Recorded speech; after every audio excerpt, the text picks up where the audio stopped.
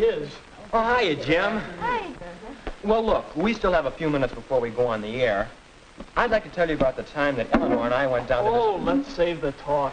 Can't we agree that capitalism is an economic system? A system for the production and distribution of things we need and want? I won't agree to that. Not until you say something about government, too. There has to be a legal basis for any economic system to operate. Well, it's easy to see that you have different ideas of what capitalism is. Maybe we should talk about what it is not. It is not a system of strict governmental control and planning in which a dictator or board tells people what jobs they may hold and what goods they may produce. And it's not a system of government ownership. Let me tell you about something.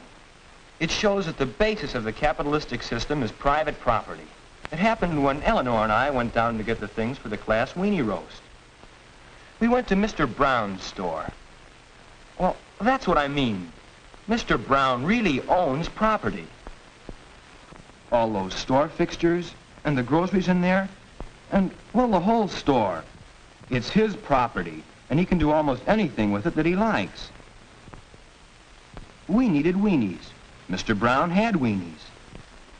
It's as simple as that. You might argue about his prices. Anyway, Eleanor did. But after all, he has a right to earn something for the goods and services he supplies, and he does supply services as well as goods.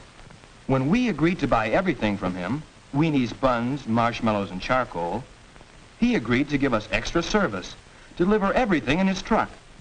And since we didn't have enough cars, he agreed to make another trip and take a lot of the kids out to the picnic.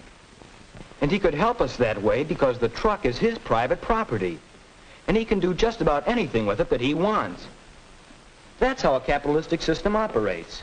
The people own property and use it to provide the goods and services that all of us need. That's what I mean about government. Mr. Brown's very right to own property is guaranteed by our Constitution. Yes, but, well, Bill's missed the whole point to what happened at Mr. Brown's store. Mr. Brown has property, all right, but that's not what he's interested in. And he does help supply us with things we want. But that's not why he's in business. He's in business to make money. There's the basis of the capitalistic system, the profit motive. He may give service when he has to make a profit. Well, when I complained that his prices were too high, he could see those profits going right out the window if we didn't buy from him. So naturally he offered to help us out with his truck, so he could make a sale and a profit. And just think of all the others who made a profit on those weenies. Cattle growers, meat packers, shippers, distributors, they're all in business to make profit. Of course they make a profit, and it's a good thing. That's the incentive that makes capitalism work, to give us more of the things that we need.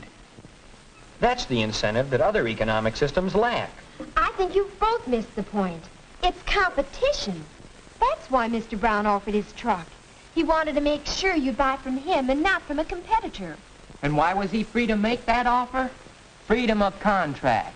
You and Mr. Brown entered into a contract, an agreement. You agreed to buy what you needed from him. He agreed to let you use the truck. In the same way, he got the weenies by entering into a contract with the wholesaler. And he got the truck by entering into a contract with someone else. Under a capitalistic system, you're free to make almost any kind of a contract with anyone. Freedom of contract, competition, profit motive, private property. And what do they all add up to? Free enterprise. Well, that's what capitalism is. A system of free enterprise. Well, now tell us what free enterprise means. All right. It means that you can go into business wherever and however you please. Anybody can go into any business. Any legal business, that is. But I still say you can't leave government out of the discussion. Government must at least guarantee the right of private property and freedom of contract in order that... Wyatt, please, everybody. We're on the air in a few seconds.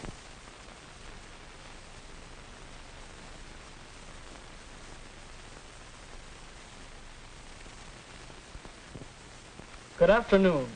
This is Ray Bennett, acting as moderator for the Western High School Radio Forum. Our topic today, what is capitalism?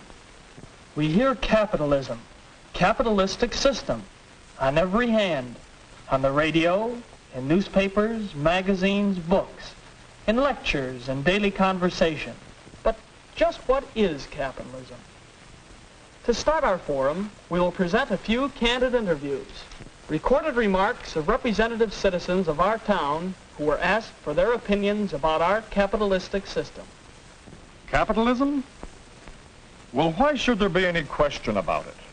Hasn't it given us the highest standard of living in the world? We don't have free enterprise, just bureaucratic red tape. The government ought to keep its hands off business. Freedom of contract? Don't know about that. We've got the union and seniority. I make a living. I should worry. Where's all this competition we've heard so much about? You call these prices low? Well, perhaps the regular I'm glad I can work for myself. With capitalism, you take your choice. It seems that capitalism means different things to different people. Let's hear now from our town treasurer, Mr. John Howard. We say we live in a capitalistic society. What does that mean? Well, we can point to certain fundamental ideas which we say are part of a capitalistic system. For example, private property. Individuals or corporations may own land, natural resources, buildings of all kinds, machinery and equipment for the production of goods, facilities for the transportation of goods, and the goods themselves. In a capitalistic system, these are usually private property. Another idea fundamental to capitalism is the profit motive. For the sake of profit, we cultivate the land. We build great factories to produce goods. We sell for profit. The goods thus produced, we transport over large distances, still for the sake of profit. Those who have savings often invest or lend them, hoping for a share of profit. And in so doing, help to build the industrial might of the nation. Some other ideas are basic to capitalism.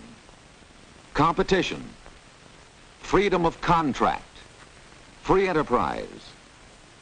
What do they mean? Could these rights exist without laws that define and protect them? Do just these few things make up a capitalistic system?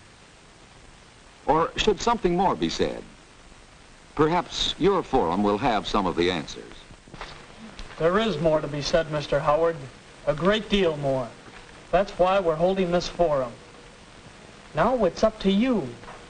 Listen, consider, discuss. This is your forum. What is capitalism?